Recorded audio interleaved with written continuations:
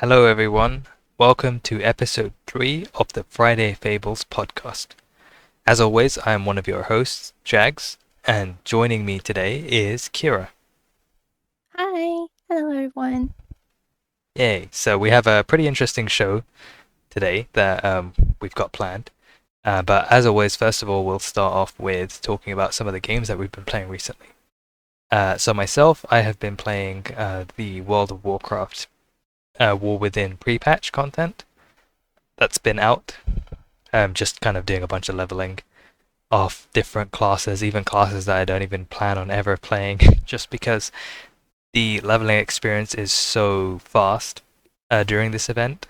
So just as a reminder to anyone who doesn't know, although at this point the event is pretty much over, but if there are any last minute, you know, last minute leveling people out there, you can start this event from level 10 on any class, and you don't need to have bought the expansion. It is just, it's pre-patch content, and it's a really good way of leveling up and gearing your character as well.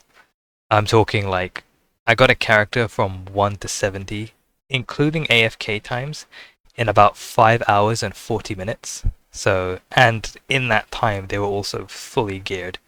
So, full item level 480 gear, ready to go for the next expansion. So, if anyone hasn't done that yet, last call, do make sure that you get on that. It's a really really good way of getting your characters up to speed, and it's somewhat fun as well. I mean, it does get old, I think, but because of how rapidly you're getting levels and getting currencies for gear, um, it kind of goes. It's a lot more. I guess it's easier to stomach than like a really long grind that it's very, with lots of space between getting rewards. But yeah, that's been the main thing that I've been playing, doing a lot of that. I think my favorite boss so far is still Ragnaros out of the three that you face. My least favorite is Onyxia, and the Lich King is meh. He's probably more closer to Onyxia than to Ragnaros. I think Ragnaros is just a decent fight, to be honest. But yeah, aside from that, I've been playing some more Tekken 8, little bits of that here and there. Not really too much more to add with that. It's been going okay. I haven't touched the online yet at all. I'm still just like kind of playing through the offline mode. One thing I wanted to say though is that unlike Tekken 7, from what I remember of Tekken 7, Tekken 8 actually has quite a lot of content for learning the game and learning how to play Tekken in general, which I highly recommend. So if you're someone who is like me and is new to fighting games and especially new to Tekken, this is definitely one I would suggest checking out. Even if you are new to fighting games, there are some. What I really like about this, what I wanted to mention is, even when you play offline, this game has this feature which is called like, it's like match replays, but it gives you tips as well. And this works as well even if you're doing offline fights. So if you're fighting against the CPU and you kind of have a match against a character and you were kind of getting a bit overwhelmed, didn't really know what to do.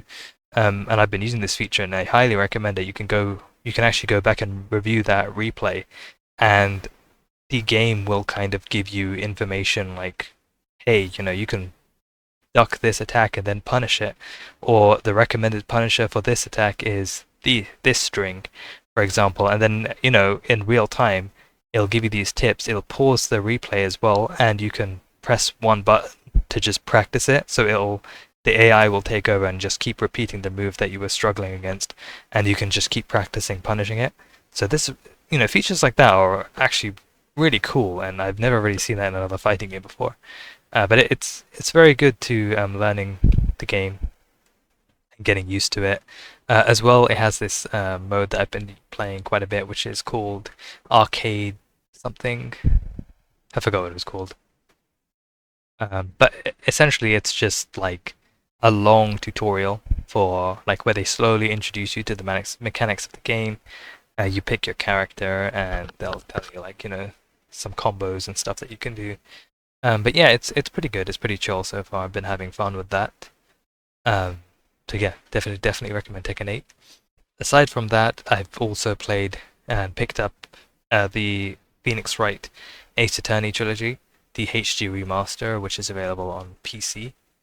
I believe it's on other platforms as well. But I've been playing through the bonus case at the end of the first game, so that's been pretty good. I think after the last episode where we were talking a lot about point and click games and mystery games and all that kind of stuff, I had the urge to go and play one myself, and I didn't want one that was going to be too, cryptic with crazy puzzles and all that kind of. I just wanted something that was a lot more, I guess easier, quote unquote. Um, so I went with Phoenix Wright. I really like the that series. It's great. So highly recommend that as well. And then I briefly tried a bit of I don't even know why, but I tried Metal Gear Rising Revengeance on PC, which I only played like I think 30-ish minutes or something. I thought it was a game that I had in my Steam library, and I figured, maybe I'd give it a try. I saw it was made by, I think it's developed by Platinum Games, which, for anyone who knows, they also made, what was that game called? Astral Chain, that's it. They made Astral Chain for the Switch, and I actually really liked that game. That was a pretty good one. So I thought, I'd try this out. It has a very similar kind of weird controls with heavy action stylized combat thing going on. I'm not sure whether I like the game or not so far. I haven't played it enough to decide it. My initial impressions are a bit lukewarm on it, but maybe I'll, revisit it at some point. I don't think I will anytime soon though, but we'll see. It was kind of just an impulse. Let me install it and like mess around with it for a bit. But yeah, and then in terms of my upcoming games, well, there's only really one, and that is going to be, of course, World of Warcraft. The War Within is going to come out next week, so I will definitely be jumping on that. Really excited for it. I'm hoping it's going to be good, so yeah, we'll see. I'm looking forward to getting stuck into that. But that's it for me. And what about you, Kira? So for me, I've also been doing a lot of the World of Warcraft pre-patch content. It is it's pretty grindy, kind of, because you do the same things kind of again and again, but it has been absolutely amazing for leveling characters, like Jax had mentioned. The dragon riding really helps on that one, the getting from point A to point B and then back to point A to do that quest that just popped up again. So I've really been enjoying the dragon riding. I was never 100% sold on dragon riding when they first announced it, but I've gotten used to it now, and I've had a lot of practice going back and forth Yeah, from one quest to another and back and forth during this event. So the dragon riding definitely helps. I don't even know how many 70s I have right now. Almost one of each class and then some because I play on different servers on Horde and Alliance. So I think, what am I just missing? Monk, and I have like everything else. So yeah, it's kind of sad how much time how fast it is, and I've just, yeah, you end up fully geared. It's great. So, yeah, good way to catch up if you're wanting to get into the new expansion. You don't have to worry, but I'm so behind. I'd have to level a new character. yeah, Well, nah. You can level a new character in new time. Um, I've also been playing a lot of Chrono Trigger lately because I'm still doing my Let's Play. I had thought I would be done by now, but there were a bunch of side quests that I didn't know existed. And so I've been running around doing all the side quests, and then there's an optional dungeon that's what I'm building up to, is I want to do that optional dungeon and then go on from there. So that's how I've been spending my time, is mostly doing World of Warcraft stuff. Trying to get everybody up to 70, get them geared, and get the mounts and pets and all that stuff. Upcoming for me will definitely be World of Warcraft. Um, that I'm looking forward to War Within. I'm really hoping that I like it with the delves and stuff. For my Let's Plays, I'm looking at several different games. I've now thrown the Trails series into the mix. I keep looking at all these different games. I just have to find the one that feels right. Because you know how JRPG kind of have to be in the right mood for that particular one. Yeah. So I'm just trying to find the one that appeals the most. Is which one do I want? So I've been looking at that, and as October is approaching, I've been trying to think of October-ish games because I like to be prepared for stuff like that. I like having the mood for I don't know, spooky themed games. Not necessarily scary because I'm a wuss, but spooky.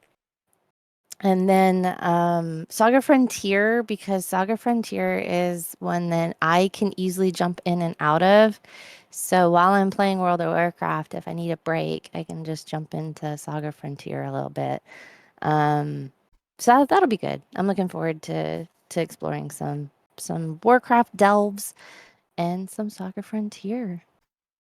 So yeah. If I can ask, what made you decide to try out the Trail series? The Trails series, Trail series.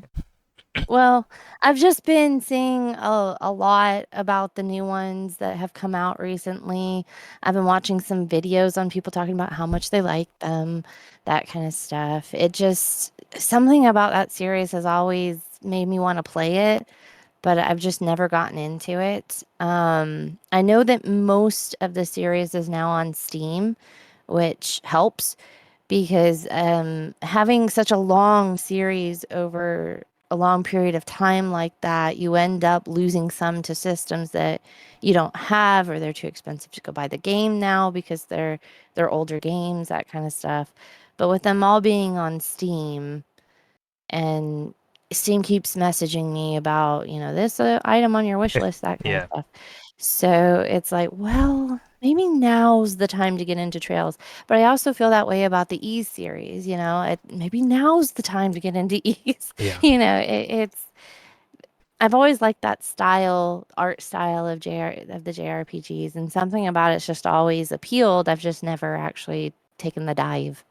So we'll see what I end up doing. I have such a hard time pinning one down. I'll probably be none of the above. I'll probably go play, I don't know, Final Fantasy 3 or something. So yeah. Yeah. I mean, it is one of those that is a bit overwhelming in terms of where you Yes. should start. Did you say you'd Yeah. figured out which one you were going to go with or not yet? Not just yet. I was thinking maybe the very first one, is it the Trails, is it in the In the sky or sky, I something? think it is, yeah. Yeah, the very first one. I was thinking maybe that one. But I also have heard that that one's kind of dated, so it can be a little hard to get into. Um, but I like starting at the beginning. I'm one of those people. It's like, well, I don't want to start. I know that the different series, like you have the skies, and then you've got, I don't know, Zero and the Cold Steel. I know you can start, at least I think, you can start at the beginning of those individual chapters. So you can start with Cold Steel 1 and not feel Mm. like you missed out on a ton of stuff. You're going to miss out on some references because they always reference each other. But from my understanding, you can start on just the first of a particular chapter. But I kind of want to start at the very, very beginning and take that long journey through all of them. But we'll see. We'll see how it goes. Yeah. Yeah, I mean, that sounds good. Plus, you play a lot of the older JRPGs. I don't think you'll Yes. be, yeah, I don't think you'll be as caught by it as maybe some people who only play like the modern ones. Yeah. Yeah, cool. One last thing. I know we're kind of beating a dead horse here, but about the WoW pre-patch. One last thing to know is you can actually, and I found this out the other day because Kira told me. So Kira, you may want to mention this about the way the currency works between characters. So your different characters. Hmm. Yeah, yeah, yeah. The currency that you earn from the bosses, like doing the quests and the bosses, that remnant. memories or something, whatever it is, the currency that you get from the event, you can actually transfer them very easily between your characters. When you click on the currency, there's a transfer button and it shows all your characters that have earned that. So you don't have to bother with mailing it or depositing it in a bank somewhere. You literally just go on the character that you need the currency on, click transfer, and then you can pull whatever amount you want from your other characters. You don't have to take all of it. You can say, well, I only need 100. So you can just pull 100 from your druid or something onto your death knight and buy the gear that you're wanting on the character that needs it. I thought that was an incredible feature for, I think it's warband related. Um, this warband thing is awesome so far. I'm loving it because I have alts all over the place, and you can. They made it really really easy to just transfer your currency.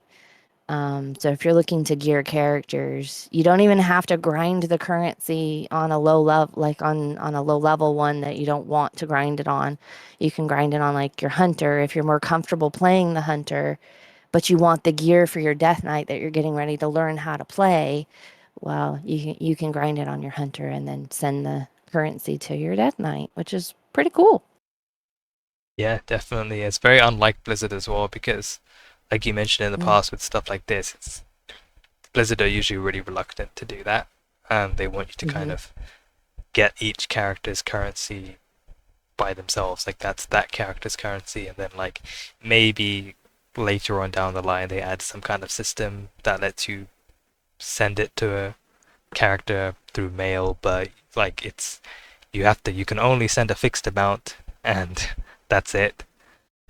It'll And probably it's just cost you very 100 to send it too. yeah, So you and want to send 1,000, but it's going to cost you 100 to send it, and it's like, but, mm. So yeah, you end up just like bleeding the currency out just trying to get it between your characters, and they're all your characters mm, anyway. It's just, but no, this is a yeah. really cool feature that they just let you do that. I was really surprised. So yeah, you don't need to like go and grind it on your alts. If you want to gear them, you can just play your main and then do that like that if you want to. But yes, Mm. anyway. There's a little Sorry, carry there's on. a little part of me that also I don't like wasting the currency either, so it really Yeah, bothers me when my hunter has like 112 left over and it's like, well, I can't get anything with that. But if I pull the 112 from the hunter and the druid and the mage and the priest, I can pull that all onto one character and actually buy something with it, which is really nice. yeah, I don't like wasting currency. So, yeah, definitely. So yeah, that's your weekly WoW tips, I guess. It's not going to be a weekly thing. It's just something that nah. we kind of noticed. Well, Kira noticed. I didn't notice it, and then kind of sharing with anyone who would like to do that because the event is pretty much ending soon. So yeah. Anyway, we're going to move on to one of our main segments of this show, and this week we're going to be answering a very interesting question, which is what are our favorite game soundtracks? And Kira is just burning to go first this time, so take it away, Kira. What are some of your favorite Well, soundtracks? for most of mine are kind of old because that's just how I do things. I like playing retro games. I like playing all that. So for me, my favorite soundtracks for it's either an all or nothing if I'm talking about a favorite game soundtrack. So usually I don't have just like a very specific track one in there that I'm like, "Oh, I love this." I mean, yeah, there I have that sometimes, but for me like the overall soundtrack left an impression.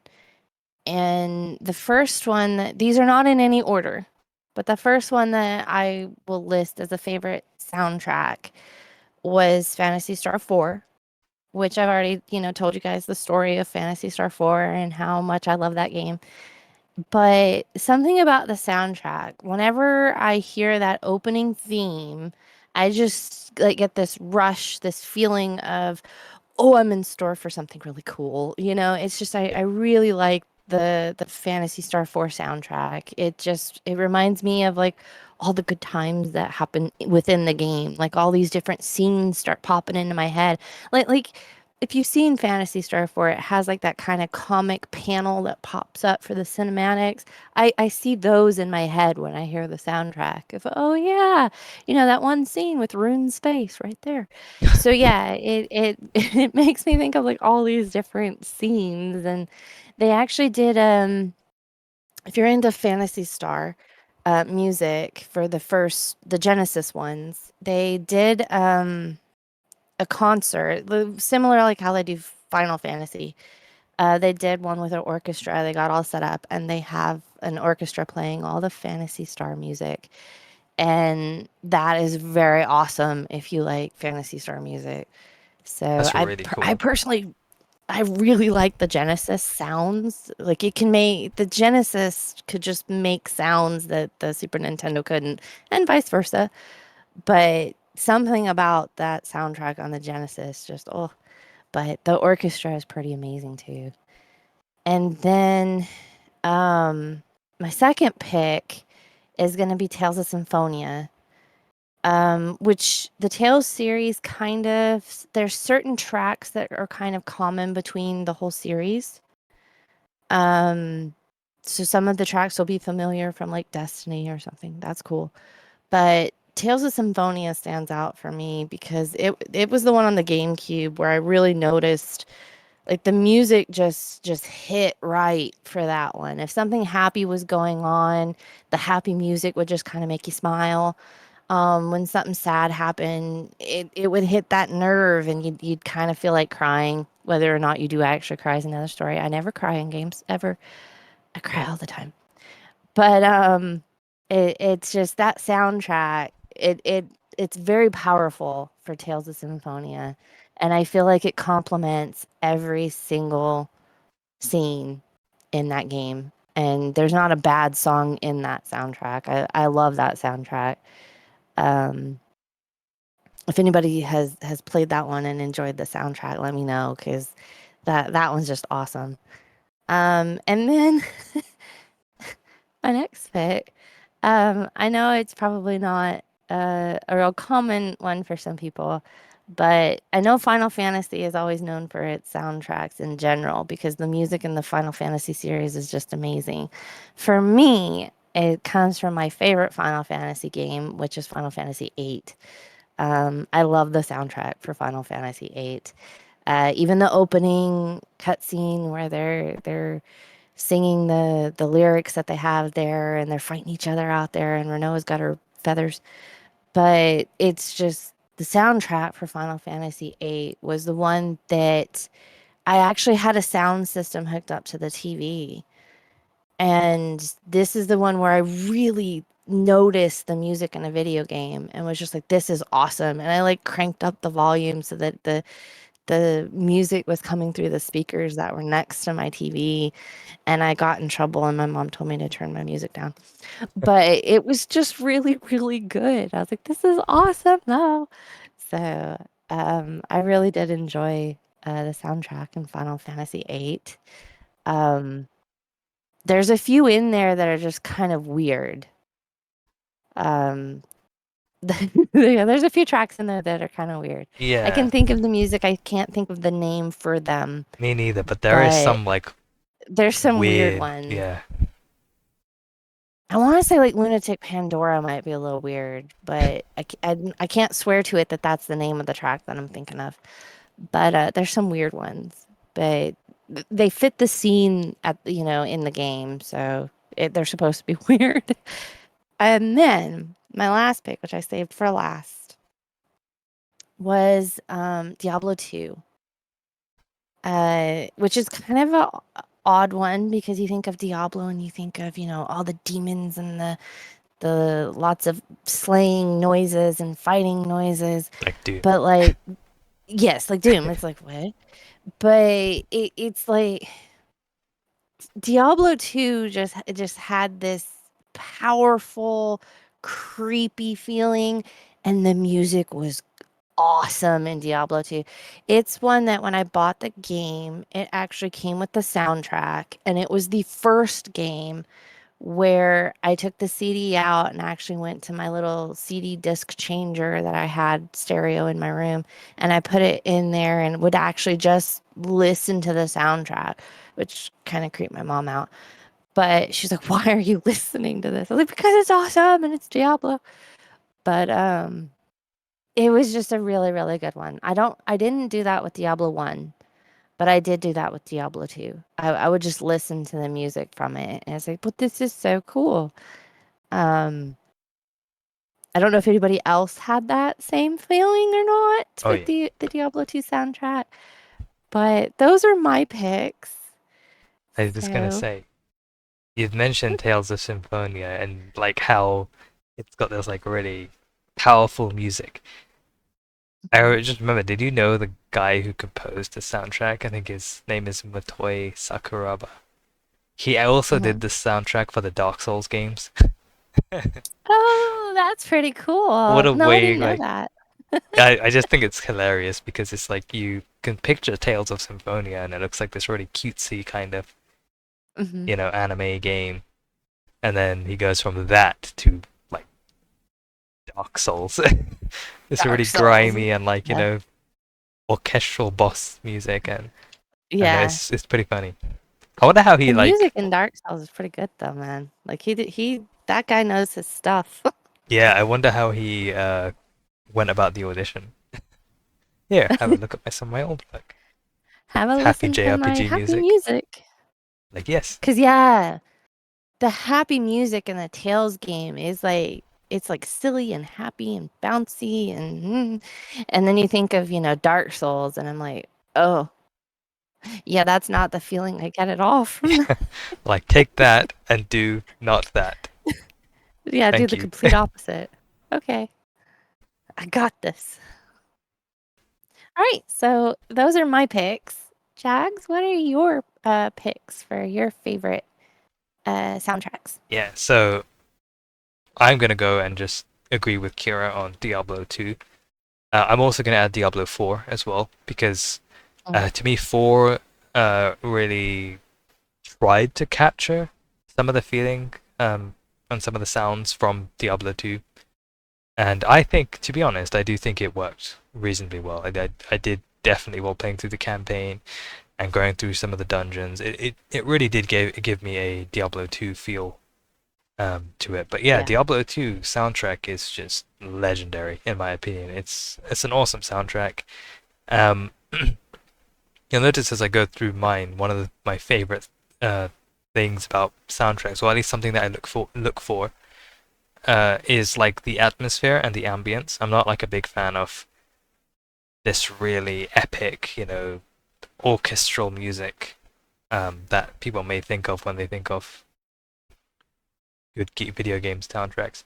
I prefer the more subtle kind of atmospheric music that just kind of blends in with what you're doing.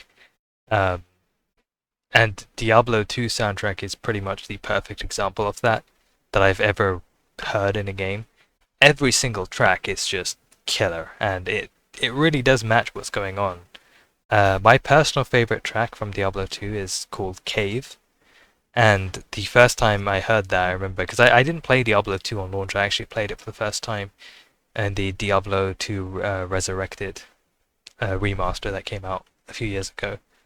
And just going into one of the dungeons on my Necromancer and just hearing that music play, and it really kind of sets in that feeling of isolation, which is really weird in a game like Diablo, where you expect hordes and hordes of demons, as Kira said. But no, Diablo 2 actually really does pace itself quite well, which is something that was really interesting to me. Like you'd have waves of demons, and then it would be like a break, and their corpses would kind of stick around as well, which kind of added a little bit to the immersion of the game. And then you'd have like music like that playing, and it just really elevated and it kicked up the immersion factor significantly. So definitely Diablo 2 and Diablo 4, as I mentioned, did try and recapture the sounds from Diablo 2, and I do think it succeeded, as I said earlier. I really do enjoy the soundtrack for Diablo 4.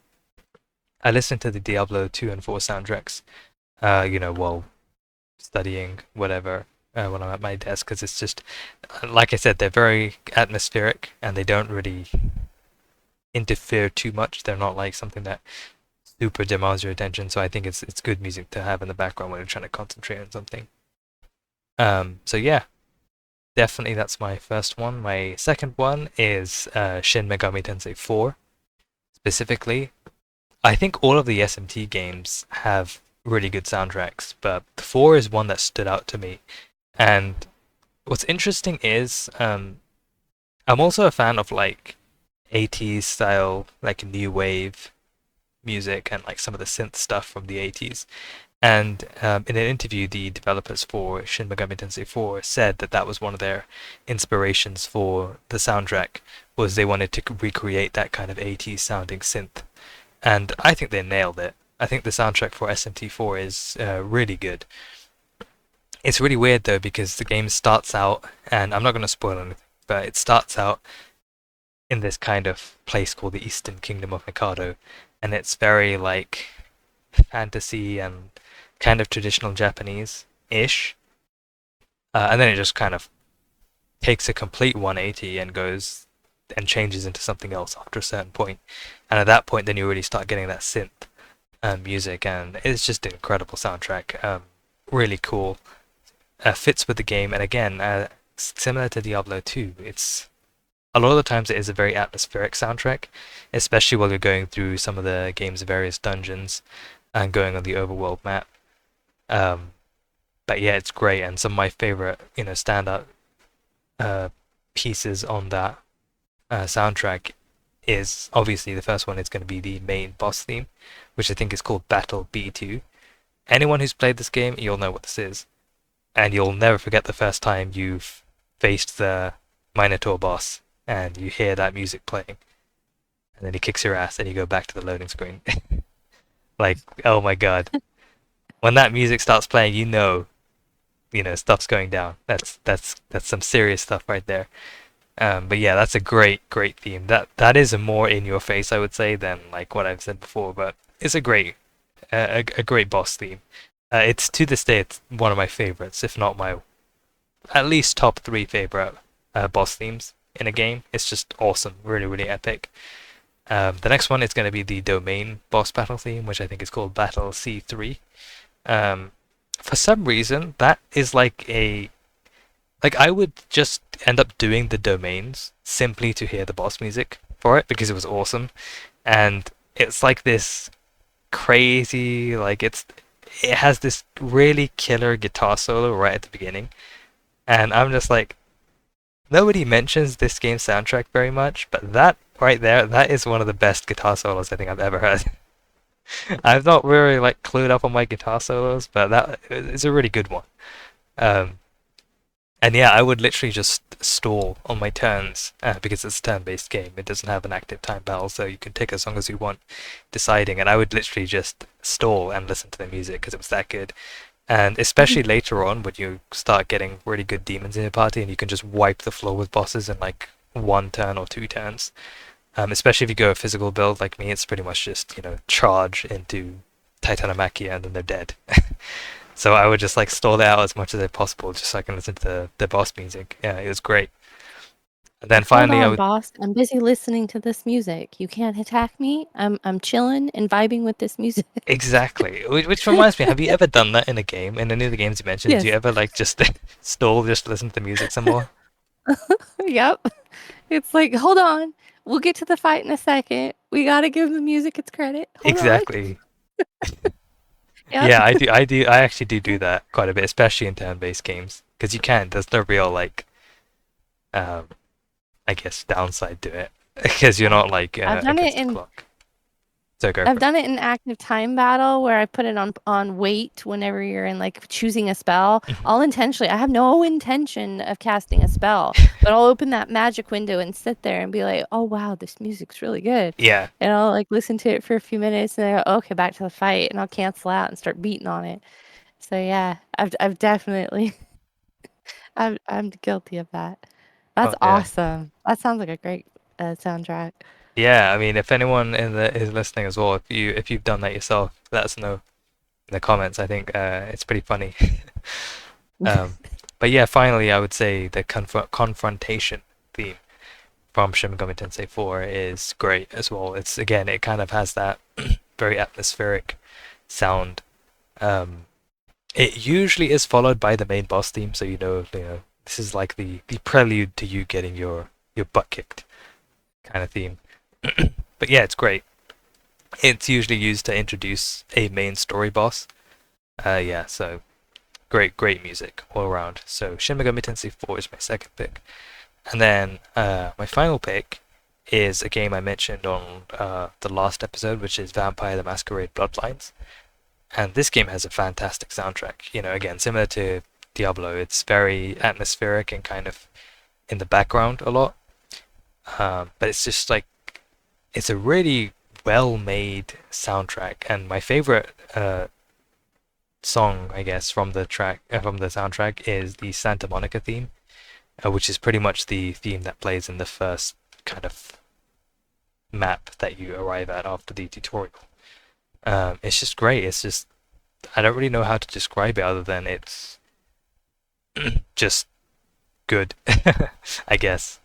But yeah, if anyone hasn't played that game, I did mention on last episodes, definitely check it out. It's a real hidden gem on PC. I would say, especially if you're into like the supernatural and vampire stuff and all that goodness. It's definitely a good game to check out. But yeah, Kira, do you have any other thoughts before we move on? Nope, that's it. Think we got it. Think we got it. Okay, so now for our final segment, which is kind of a fun one, I think. It's a sort of Halloween has come early type of thing. We're going to be talking about what game or games have scared us the most that we can remember. So, I think I'll go first, Kira. Mhm.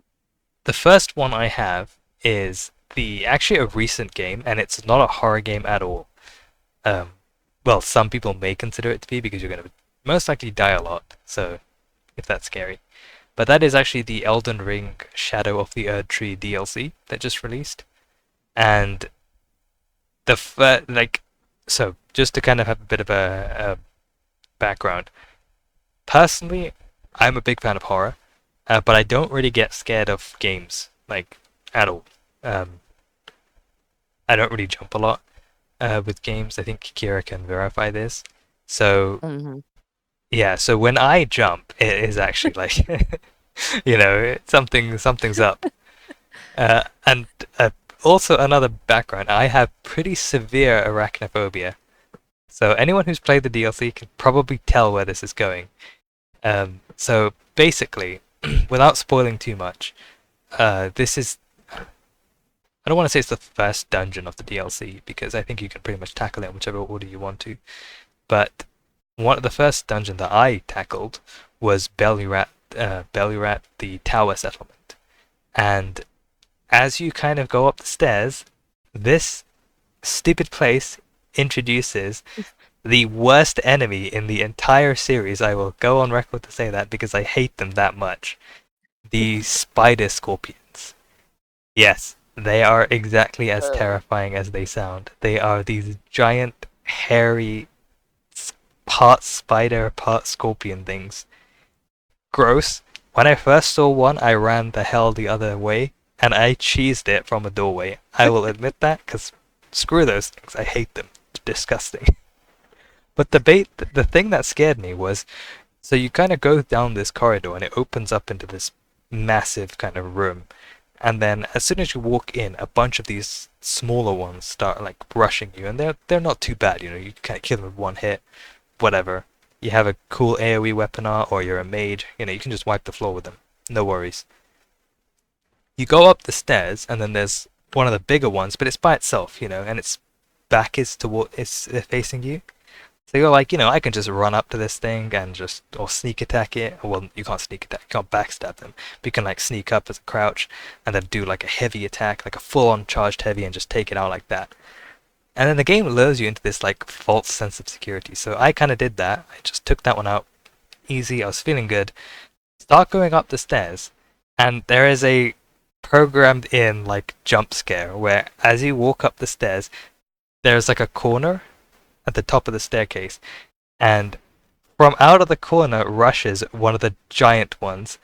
It runs out and comes running down the stairs towards you, and I about jumped out of my seat and ran the other way. It was awful. Oh. I don't remember being jump scared in the game as hard as I did in that game, and it's Elden Ring. It's not even a scary game.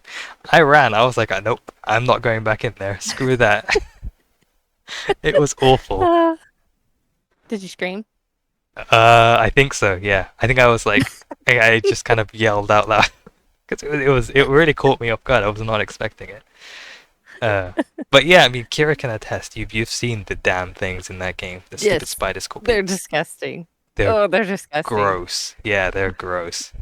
And they're like freaking everywhere as well. Well, they're not like everywhere in terms of like all over the map. It's like there are these certain pockets of the map where there's like a very large concentration of them, and in those areas they're everywhere. Like they're hanging off the walls, they're on the ceiling, they're creeping around the corner. They're just waiting to jump at you. So, but that's the thing that really got me. The second one for me is gonna be again Vampire the Masquerade Bloodlines. And this one I really don't want to spoil, so I'm going to be very vague, just in case there's anyone who hasn't played this game. If you haven't, again, definitely urge you to. If not for this mission alone, this is one of the best missions I've ever played in any RPG or quest. I think that game calls them, what's it called, missions or quests? I don't remember, but whichever one it is, it's easily my favorite, I would say.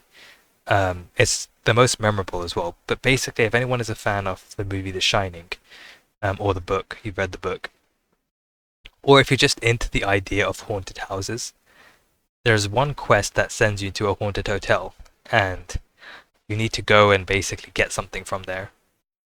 And this is so expertly crafted in my opinion, because you're not really given that much information about why this hotel is haunted, or anything about its history. And it starts off great. You kind of go through this the sewer system. And then you go through the sewers, and then you exit, and you don't see the hotel before this. And as soon as you exit, you just see this hotel in front of you, and it looks just like the hotel from The Shining, the Overlook Hotel, and it's just abandoned. It sends chills, as soon as you see it. So you go through the door, and basically the whole idea is as you go through this place, of course there's going to be there's like, creepy shit happening, there's like ghosts and all that kind of stuff, but you kind of slowly uncover the story behind this hotel. And this place, again, like, bearing in mind as well, I did play this when I was 18, I think, and up until this point, again, I hadn't really played PC games very much, and I hadn't played horror games. Maybe that was a little bit to do with it. So I was playing to my laptop at the time, my Sony Vaio, and when they were a thing. And like the atmosphere in this place is just so thick because of how it's mostly just silent, and there's no NPCs or anything like that. And you're just reading these newspaper articles, and you're going through this room, and you're kind of seeing things. And it really builds up the tension. And then suddenly, I turn a corner, and a freaking vase was thrown at me, and it shattered, and I jumped and closed the game. I just alt F4'd it. I was like, nope, I'm done. Screw that. No more. But I was like, I mean, that's just a testament to how well. I mean, if you look at that game now, especially, you'll be like, wow, these graphics are terrible. Oh man, it's such a janky and clunky game. And to be fair, yes, it is by today's standards. But like that quest is so well designed and so well written, and just they nailed the atmosphere so much that it can still get you. Like it's just a really creepy and a really good example of how to do horror in a video game, I think. Because especially if you consider the fact that you're playing a vampire yourself. I mean, you're no stranger to like scary things. But it's still, because I think a lot of people have the feeling that, especially with games like Outlast and what's the other game? Amnesia came out. There was this whole craze of having like this kind of more pacifist style of gameplay when it comes to horror games. Because people say that, you know, if you're playing a horror game like Resident Evil and you have a gun, it kind of takes away a lot of the tension. Well, this quest and this game, you do get weapons. You're a vampire. You have supernatural powers. You can cast magic. You could do all these things. Yet this quest still manages to be genuinely quite scary, in my opinion, and to have a really good atmosphere to it. So definitely recommend that. But yeah, those are the two games that I can remember that scared me. What about you, Kira? Well, for mine, I get jump scared very easily. So I'm a big chicken when it comes to scary games. I tend to not play very many of them. Um, I don't mind watching them, but playing them myself is a whole different level. It's you put me in the driver's seat and I suddenly don't want to like move my character. It's like, no, I'm just gonna stand here and not go in that scary place because I know there's something in there waiting for me. And so I tend to avoid that. So my one on my list is going to be Phasmophobia. Now the majority of my hours that I have in Phasmophobia were back when it was in early access. They redesigned the game and changed the way a lot of stuff works, and I haven't played it as much since then. So all of this is pre all of that. It was a long time ago. Um, but that is a game that if you were playing it with me, turn my volume down because I'm probably going to scream at you a lot.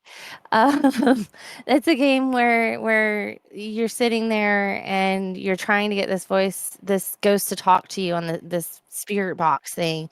So you're in there shouting, who are you? What's your name? Where are you? All this stuff. How old are you? And you kind of get in this rhythm of you're just going to say it again and again until it answers you or you lose sanity and leave.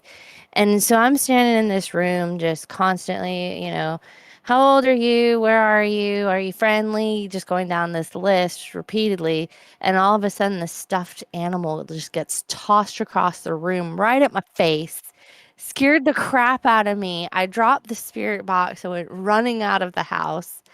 And that's after I built up the courage to even go in the house. I was that person that would stand in the doorway like between the outside and I was like right in that doorway because when you'd cross the threshold into the house, there was this like ambient noise that would start Yeah, and it really creeped me out. And so I back out like immediately. But the problem is I was that person that would stand in the doorway, which means your sanity is you'd dropping. lower everyone's sanity, and then the ghost I hunts would them. lower her sanity. And then they're all in the room trying to figure out what's going on. Like what ghost is this? And then the ghost starts hunting and I can back out and they're all left in there with it. And I'm like, sorry. So yeah, I'm not the Probably at the best time person to play drinking my medicine Phasmophobia. or taking Yeah, my I'll see pills. you later. Yeah, And then of course if they all died, I'm not going in there by myself, so I just leave. yeah, Be like, bye. But yeah, Phasmo's one that when the ghost breathes on you, I jump like every time, no matter what, because that's not something that was ever you couldn't tell it was going to do it. yeah. It would always come out of nowhere, and I'd always jump, just oh my god, kind of thing. And if it slammed a door, I'd freak out and like there's so many times when I just nope right out of that game. It'd be like nope. It's like I'm going out of the house. I don't even know if the ghost is hunting, but I'm gonna go hide in this closet. You guys have fun.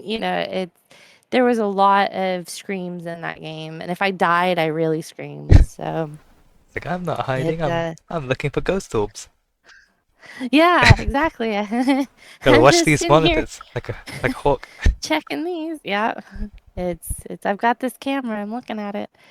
So yeah, they did a really good job with that one for me because I do get jump scared very easily, and there's a lot of jump scares in that one. Um, the other game that I remember scaring me, and my memories, my memory of this game is not the best because I was a kid, and yeah, um, there was this game called Last Half of Darkness that Oh, was, yeah, it was this pixel game at the time. It was a really old like DOS game. yeah. And the whole point of this game, I It had really good believe, art was though. you it Like for did. a DOS It was game, a it very was really good art. yeah, it was really good for what it was. But I remember playing this as a kid, and I think the whole story is that like I don't know if your aunt died and passed you the estate. I kind of think that's what happened. Is your aunt died, now this house is yours. But as you go into this house, you kind of realize pretty quick that this is not a normal house. Like there's some really awful things going on in here. Not necessarily that your aunt was awful, but like this house is not safe to be in. Because I remember like walking into like there were so many different ways you could die. Like this is such an old game. I will spoiler alert. I mean, as much as I remember of this, but like I remember walking into like this room and there were these twins there and they're like playing jump rope or catch or something. And when they notice you, Oh, you can no longer leave anymore and they come at you and they're like little vampire twins and they kill you. And it's like, "Oh my God." And then there's like the shed that once you go through all these puzzles and you it plays finally like get that to the awful jump shed. scare sound as well, doesn't it, when that It happens? does. Like this It's really awful. old kind of, what do you even call that? It's Like 8-bit? awful. It's like yeah, it's like the screech It's noise. awful, yeah. It's awful. And but there's like you go through all these puzzles because this is like a puzzle game. So you, you die a lot. But you get to this shed, you finally, like it was locked, you finally figure out how to open this shed. I think it was the shed. And there's like these glowing eyes in there as soon as you open the door, and this hand reaches out and grabs your heart and you die. And I'm just like, oh my God. I don't know why I was playing this. I was a little kid, man, and that game scared the crap out of me as a kid.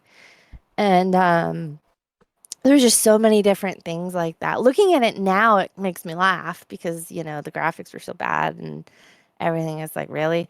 I think they have an updated version of that game though, but Really? I'm not going to go find it. I think they do. I think they do have another version of that one. Um, Maybe someday I'll look into it, but I'm a big chicken and updated graphics and that game and me probably don't all fit in the same basket together. But the last one on my list is one of the I think it was Resident Evil 2. And I'm sure there's people that can correct me on this because this is another one that I don't remember a lot about it and my memory's a little fuzzy on it because my the thing that I remember about this game is the running around finding all this stuff. But there was a part where like I think you're like at a cash register and you go to reach for something in the cash register or around the cash register, and out of nowhere, this zombie just jumps at you. And I wasn't expecting it because I thought like the room was empty because I think I had even like checked or something. And this zombie comes lunging at me. I remember I screamed, jumped forward, and smacked the power button on the original PlayStation and like jumped back from it like oh my God. And my sister was sitting on the couch watching all of this. She laughed for days about Uh, this. She was like, oh my God, what's wrong with you? I was like, it scared me. I made this big thing because they were like, you're never gonna play this game, it's too scary. And I'm like, no, it'll be fine, I'll play it, I'll show you. And I sit down and however far in that, yeah, no, turn that off. Did not did not play that one all the way through. That's, like, the only thing I remember from that one other than just, like, the random wandering around, shooting random zombies. But, maybe I should play that one again sometime if I can brave up to it, we'll see. But, there's the yeah, new one. correct me if I'm wrong on that one, but I thought it was Resident Evil 2. Um, Yeah. but There's the yeah. new There's a HD new one? remake. You should play that. There is, yeah. Yeah, no. It looks pretty good. I do have it on Steam. I may play it at some point, like Okay. probably closer to Halloween. Maybe that'll be my Halloween game. Yeah, I just don't yeah. find the problem with the Resident Evil series is like I'd much prefer to play something like the what was the game that you mentioned again? Was it the Last Half of Darkness or something? Last Half of Darkness, yeah. Yeah, I like more of those types of games because, like, I don't know, to me, zombies are just like fun. I like zombies. Yeah. I don't really find them that scary, but I'd like something like that. So maybe I'll try that one. I think that would be good, especially See, if you when mentioned I the updated one. Sorry, carry on. yeah, the updated one I'm sure is with the graphics and everything because the old one had like the old PlayStation 1 graphics. So they're all blocky kind of.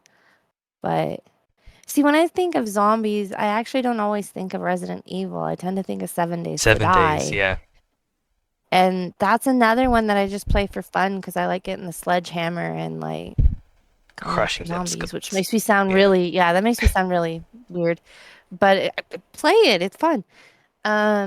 But even that game has got me on jump scares. Like I'll walk into a house and like I'm being extra careful, trying to head off all the zombies, like get the jump on them, and I'll kick a piece of like trash on the floor, which makes this rattle sound. And then you hear all this hissing noise as Yeah. every zombie in the house wakes up, and I go booking it back outside. I'm like, never mind, never mind, never mind. And I am such a chicken. It's how am I ever gonna explore this skyscraper? I can't even walk through the door of this broken house where I can run out the side. But yeah, I do enjoy this though. I'm just a big wuss when it comes to scary jump scare type games. And the Yeah. psychological horror games get me too, man. It's not like, oh well, jump Yeah. scares are one thing. Nah, those others get me too. I'm just a big wuss. But yeah, those are Yeah. my games that scared me the most. Do you have anything that you want to add to those? Not really, other than like so I don't know if anyone has played any of the Chillers Art games, but Mm. Kira mentioned the psychological horror. We've actually watched some of them, like gameplay of them, Mhm. just because I'm not sure I want to like get them myself. They don't like they look. The problem is they seem really short. I think that's the main issue with them. Yeah. They're like games you can finish in I don't know maybe under an hour really. But yeah, they seem really good if you're into like the whole psychological horror thing. Um, but yeah, anyway, those are some that you can't They, really talk about those, without spoiling them in some way though, because yeah. like the whole because of the game is so short and it's very concentrated on a specific like set of Hmm. characters and a specific like thing that's going on. Each game has its own kind of not gimmick, but kind of gimmick. If you Yeah. talk about it at all, it's just going to give everything away. So, but yeah, check those out if you're a The, fan of those. the main thing for Chilla's art for me, not spoiling anything, it's me being a chicken, is I love watching them. I do. I love watching them. I don't think I have the guts to play them. Like I've noticed that when I've been watching them, I'm just like, "Oh, I don't think I could, do X, Y, Z. I don't think I could, do that. I just sit there and be like, I don't want to. But yeah, if anybody's interested in that, like Jag said, definitely check those out. They're, they're entertaining. Yeah, if you're interested in horror game. I know it's not Halloween, but we just thought it would be fun to talk about this. Yeah. And yeah, Halloween is kind of coming up. I mean, people celebrate Christmas. Wait, they start the run up to Christmas really early, so Hmm. Halloween is the best holiday of the year, I think. Well, Well, I celebration. personally like to get my little list together of games for Halloween ahead of time Yeah, because I don't want to jump into like this game that, ooh, I'm going to celebrate Halloween with this game.